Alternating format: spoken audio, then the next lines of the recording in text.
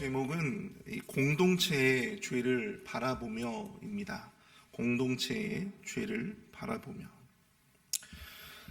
올 한 해도 이제 2달도 채 남지 않았습니다. 올 초에 이 예배당에서 목사님과 함께 연중 계획을 함께 우리 성도님들과 나누었던 그것이 엊그제 같은데 벌써 시간이 이렇게 되었습니다. 연초에 우리가 한 해의 인생을 계획을 하면서 제 안에 고치고 또 개선하고 싶어 했던 어떤 삶의 모습들이 있었습니다. 시간이 지나면서 돌아보니까 그것을 고치고 개선하는 것이 참 쉽지 않다라고 하는 생각들을 하게 됩니다. 나름 연초에는 그래도 좀 이렇게 노력이라도 해보다가도 다시금 이렇게 똑같이 이전의 모습으로 돌아가는 모습들을 보면서 참 그것을 고치고 개선해 나가는 것이 참 쉽지 않다는 것을 발견하게 되는 것이죠. 죄에 대한 것도 그런 것 같습니다. 우리가 이전의 죄를 회개하고 또 이전의 모습으로 돌아가지 않으려고 하지만 그럼에도 불구하고 우리의 죄성은 여전히 우리를 그 죄의 모습으로 돌아갈 수 있도록 그렇게 강력하게 역사하게 되죠.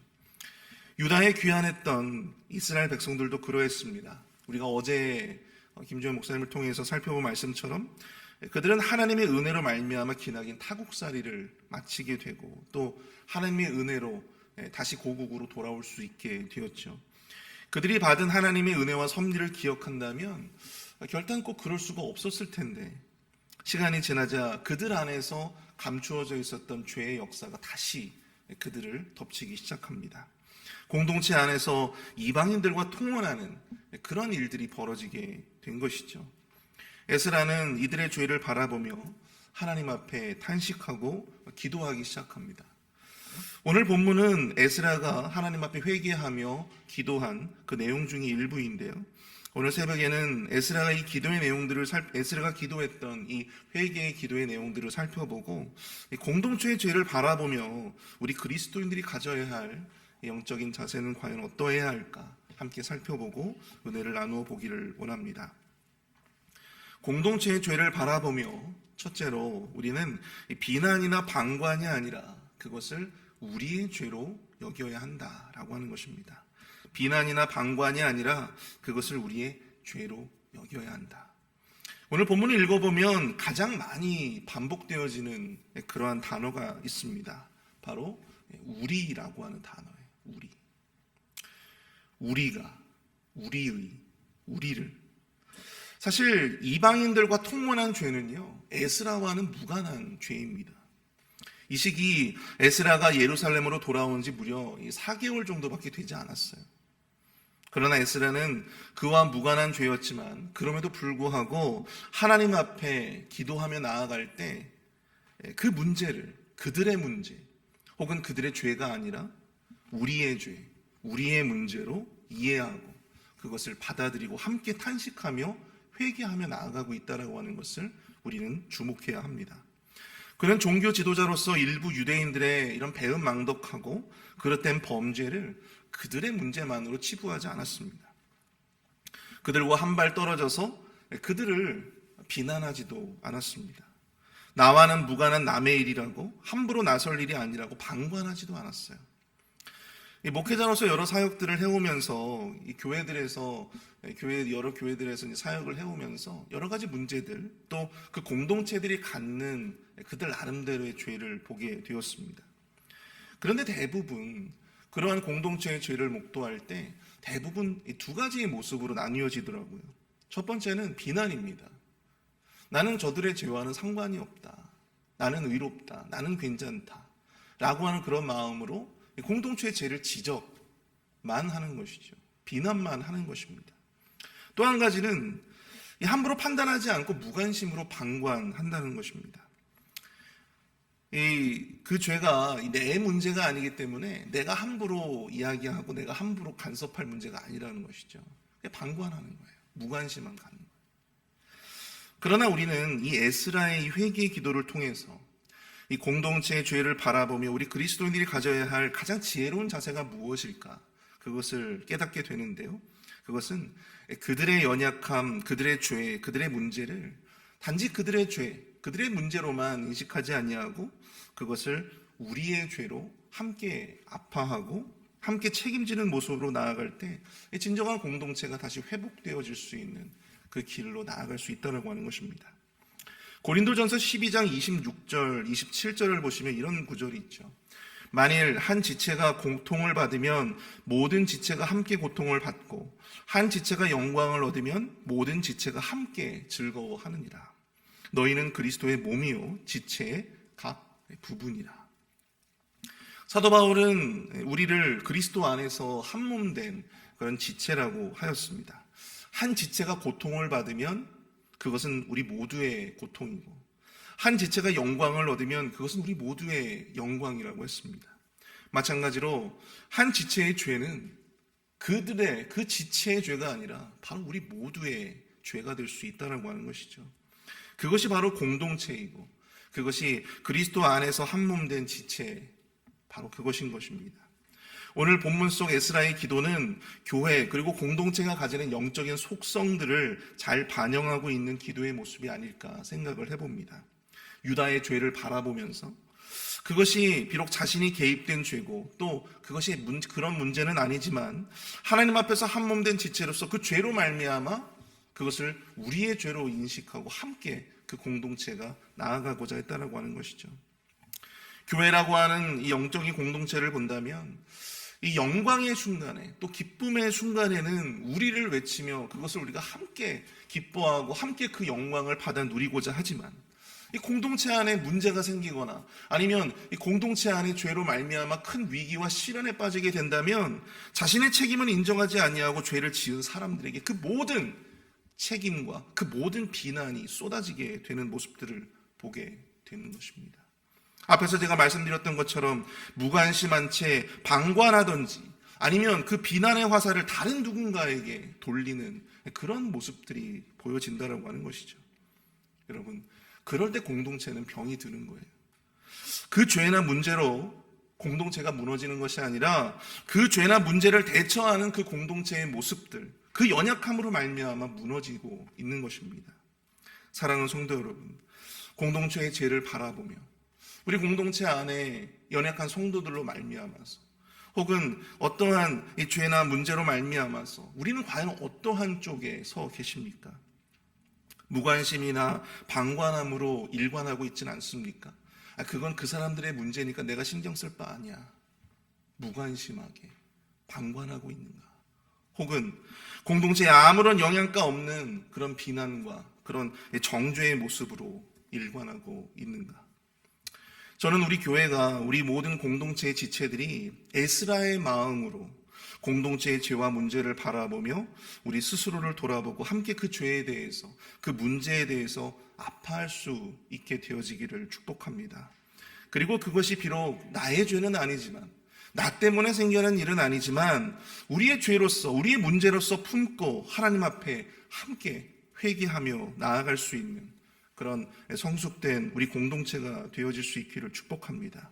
그렇게 되어질 때 그 죄와 문제로 인해서 우리 공동체가 무너지지 않고 병들지 않고 오히려 더욱더 그 계기를 통하여 더욱더 단단하고 성숙하고 성장할 수 있는 중요한 기회가 될 수 있을 줄 믿습니다. 더 큰 하나님의 은혜를 담는 그릇으로 하나님 앞에 나아가게 될 줄로 믿습니다. 공동체의 죄를 바라보며 둘째로 우리는 이 죄보다 크신 하나님의 은혜와 긍휼을 구해야 한다라고 하는 것입니다. 죄보다 크신 하나님의 은혜와 긍휼을 구해야 합니다. 공동체의 죄를 목도하며 에스라는 회개의 기도로서 하나님 앞에 엎드립니다. 그런데 오늘 본문을 자세히 보시면 용서해달라는 간구를 하지 않음을 보게 되는 것이죠. 오히려 그렇게 용서해달라는 그런 말을 하기도 참 염치 없는 그런 자신의 처지를 그렇게 고백하고 있음을 보게 됩니다. 여러분 10절을 보십시오. 우리 하나님이여 이렇게 하신 후에도 우리가 주의 계명을 저버려 싸우니 이제 무슨 말씀을 하오리이까? 이제 무슨 말씀을 하오리이까?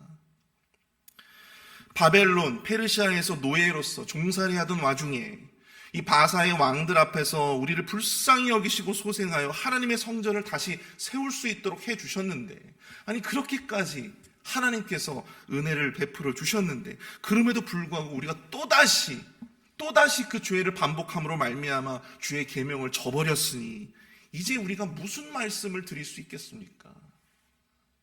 입이 있어도 말할 수 없는, 입이 있어도 용서를 구할 수 없는 그러한 모습으로 지금 에스라가 기도하고 있는 것이죠. 유구무원인 것입니다.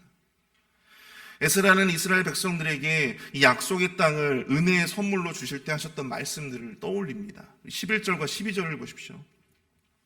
전에 주께서 주의 종 선지자들에게 명령하여 이르시되 너희가 가서 얻으려 하는 땅은 더러운 땅이니 이는 이방 백성들이 더럽고 가증한 일을 행하여 이 끝에서 저 끝까지 그 더러움으로 채웠습니다. 그런즉 너희 여자들을 그들의 아들들에게 주지 말고 그들의 딸들을 너희 아들들을 위하여 데려오지 말며 그들을 위하여 평화와 행복을 영원히 구하지 말라. 가나안 땅은 원래 이방인들이 머물고 있었던 땅이었죠. 온갖 이방인들의 죄와 그들의 문화에 때가 묻어 있었던 곳이었습니다. 그들의 죄가 아주 가득 채워져 있었던 곳이었어요. 그래서 하나님은 이스라엘 백성들에게 경고합니다. 그들과 통혼하지 말라는 거예요. 엮이지 말라는 거예요. 그들과 관계하지 말라는 것입니다. 그런데 이들이 또다시 그 가증한 범죄를 또다시 반복하고 있었다고 하는 것이죠. 15절에서 에스라는 이렇게 기도를 마무리합니다. 이스라엘 하나님 여호와여, 주는 의로우시니 우리가 남아 피한 것이 오늘날과 같사옵거늘 도리어 주께 범죄하였사오니 이로 말미암아 주 앞에 한 사람도 감히 서지 못하겠나이다 하니라. 이렇게 반복되어지는 공동체의 죄로 인해서 에스라는 이렇게 기도를 마무리하고 있어요. 도리어 주께 범죄하였사오니 이로 말미암아 주 앞에 한 사람도 감히 서지 못하겠나이다. 베풀어 주신 은혜에 부응하지 못하고 오히려 그 죄를 지어서 또다시 이 하나님과의 관계가 깨어지게 생겼으니 이제 그 어느 누가 주 앞에 감히 설 수 있겠는가? 이제 에스라는 모든 것을 내려놓고 모든 처분을 다 주님 앞에 내려놓고 주의 은혜와 긍휼만을 기댈 수밖에 없다라고 하는 것을 이렇게 표현을 한 거예요. 근데 참 신기한 것은 하나님 앞에 드릴 말씀도 없고 하나님 앞에 감히 설 수도 없다라고 하면서도 중요한 것은 여전히 에스라는 지금 하나님 앞에 서 있다라고 하는 사실입니다. 그럼에도 불구하고 하나님 앞에 나와서 눈물로 하나님 앞에 회개하며 기도하고 있음을 보게 됩니다. 염치불고하고 하나님 앞에 나와 믿을 분은 주님의 은혜밖에 없습니다. 주님의 긍휼하심밖에 없습니다. 이전에 우리 백성들에게 베풀어 주셨던 그 은혜를 기억하여 주옵소서. 그 마음으로 하나님 앞에 지금 나와 있는 것이죠. 제가 목회자로서 이 고난과 또 시련 가운데 있는 성도님들을 만나고 또 목사님과 함께 신방을 이제 하다 보면은 마음 가운데 좀 안타까운 그럴 때가 있어요. 목회자니까 당연히 우리 성도님들이 빨리 그 고난에서 그 시련에서 그 질병에서 좀 빠르게 회복되어지고 거기서 빨리 그 고난과 시련들이 지나가도록 그렇게 기도해요. 그런데 그럼에도 불구하고 목회자로서 저 고난이 저렇게 쉽게 끝나지 않겠다라고 생각되어지는 사람들이 있습니다. 어떨 때일까요? 여러분, 우리가 부부관계가 깨어지고 가정이 깨어지고 또 내가 죽을 병에 걸리고 불치병이라든지 이런 죽을 병에 걸리고 사업이 망하고, 여러분 이 일들은요 우리 개인적인 어떤 인생에서 본다면 여러분 굉장히 큰 일이에요. 네? 굉장히 큰 일입니다. 그렇잖아요. 그런데 그렇게 굉장히 큰 일을 내가 경험하고 있음에도 불구하고 내가 지금 이 일이 나에게 왜 왔을까? 지금 내가 하나님과 어떠한 관계의 모습 가운데 있기에 하나님께서 나에게 이러한 고통을, 이러한 시련을 주시는가? 우리가 그것을 돌아봐야 되지 않겠습니까?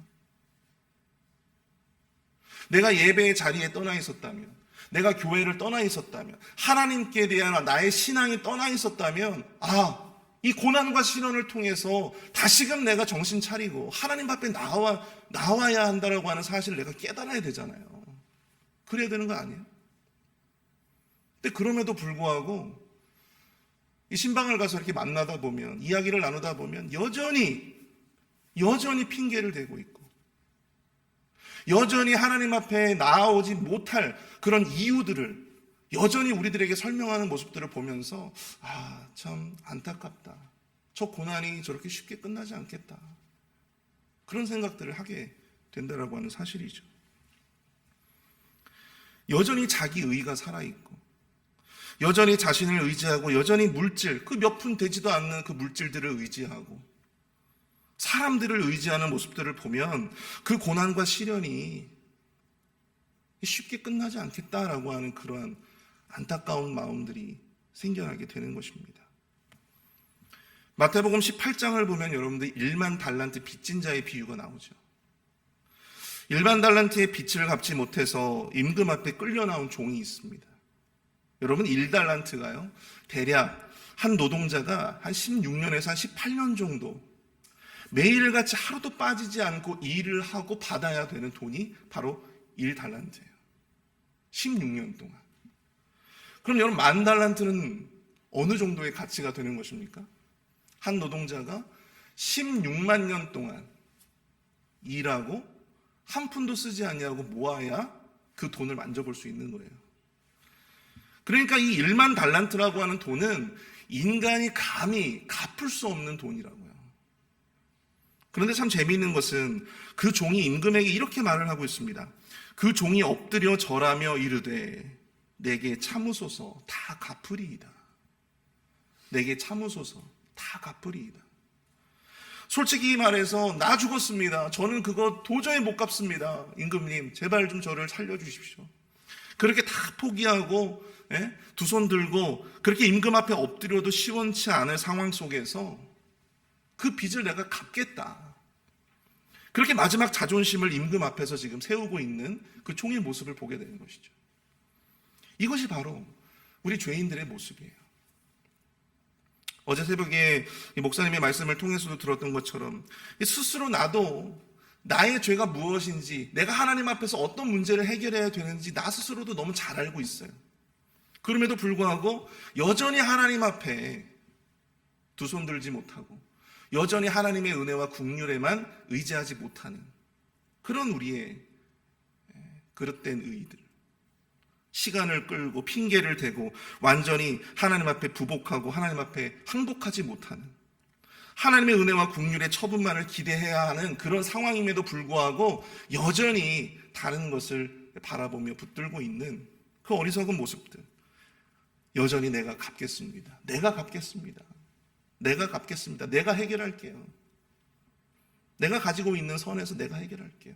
여전히 우리는 마지막 자존심을 부리고 있는 것이죠. 사랑하는 성도 여러분, 참된 회개라고 하는 것은 자신의 죄를 인정하는 것에만 그치는 것이 아닙니다. 그것은 기본이고 나는 이 죄를 해결할 수 없음을 깨달아야 하는 것이 바로 진정한 참된 회개라고 하는 사실이죠. 더 이상 용서해달라고 말할 염치도 없으니 하나님의 은혜와 긍휼에만 내가 의지하기를 원합니다. 더 이상 하나님 앞에 설 수도 말할 수도 용서해달라고 말할 수도 없는 이 염치불구하고 하나님 앞에 나와 하나님의 은혜를 구합니다. 바로 그것이 진정한 죄인으로서의 우리 공동체의 죄를 목도하며 우리 공동체가 회복해야 할 진정한 회개의 모습이다라고 하는 사실입니다. 공동체의 죄를 바라보며 우리가 함께 그 죄를 아파하고 회개하고자 한다면 우리에게 이러한 에스라의 마음이 먼저 있어야 할 줄로 믿습니다. 회개하고 지금의 상황을 모면하는 것으로 만족하지 않고 하나님과의 참된 이 관계의 회복을 회개함으로써 구하고자 한다면 하나님의 긍휼과 은혜에 기대는 마음으로, 그럼에도 불구하고 하나님 앞에 나와 눈물로써 하나님 앞에 설 수 있는 그러한 거룩한 용기가 우리 안에 있기를 축복합니다. 그동안 내 안에 무너졌던 예배를 회복하고 기도의 자리를 회복하고 섬김의 자리를 회복해야 할 줄로 믿습니다. 하나님의 은혜와 긍휼에 기대어 하나님 앞에 나아갈 때 여러분 그 시점부터 나를 포기하고 하나님의 은혜에만 구하는 그 그 모습을 우리가 회복할 때 그 시작부터 진정으로 하나님의 회복의 역사가 시작되어질 줄로 믿습니다. 염치 없다고 느끼신다면 여러분 교회를 떠나 있지 마시고 그럴에도 불구하고 하나님 앞에 나와 기도하시는 저와 여러분들이 되실 수 있길 축복합니다. 그럼에도 불구하고 하나님 앞에 나오셔야 됩니다. 예배 가운데 나오셔야 됩니다. 하나님 앞에 눈물로써 우리가 쏟아야 할 그 회개의 분량을 하나님 앞에 쏟아내시기를 축복합니다. 우리 시간 함께 말씀을 생각하시면서 우리 함께 좀 기도하기를 원합니다. 우리 공동체 안에 죄의 모습들을 바라보며 참된 회개를 통하여 하나님과의 관계를 회복하게 하여 주옵소서. 이 공동체의 죄를 그들의 죄가 아닌 우리의 죄로 깨닫게 하여 주시고, 두 손 들고 염치 없는 것처럼 보이지만 그럼에도 불구하고 죄보다 크신 하나님의 은혜와 긍휼하심에 기대어 기도로서 주님 앞에 서는 거룩한 용기를 갖게 해달라고 이 시간 함께 마음을 모아 합심하여 기도하겠습니다.